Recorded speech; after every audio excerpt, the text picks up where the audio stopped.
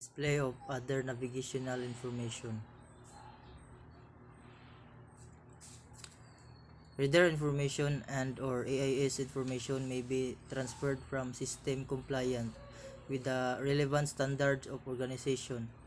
Other navigational information may be added to the ICDIS display.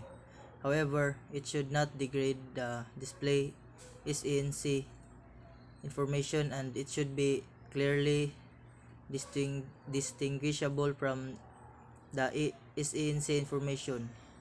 It should be possible to remove the radar information, AIS information, and other navigational information by single operator action.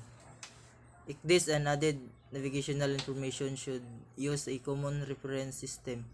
If this is not the case, and indicate should be provided. Radar. Transferred radar information may be contain a radar image and track target information. If the radar image is added to the ICDIS, display of chart and the radar image should match in scale, projection, and orientation.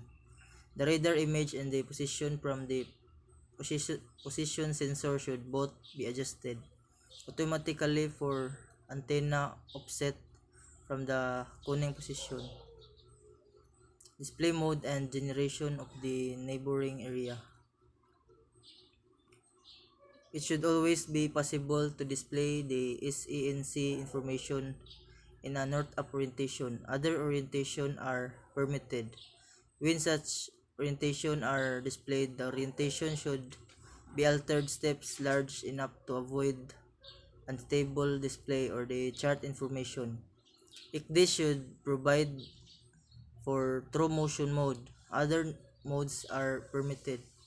When true motion mode is in use, reset and generation of the chart display of the neighboring area should take place automatically and at on-shift distance from the edge of the display as determined by the mariner. It should be possible to manually change the display chart area and position of on ship relative to the edge of the display.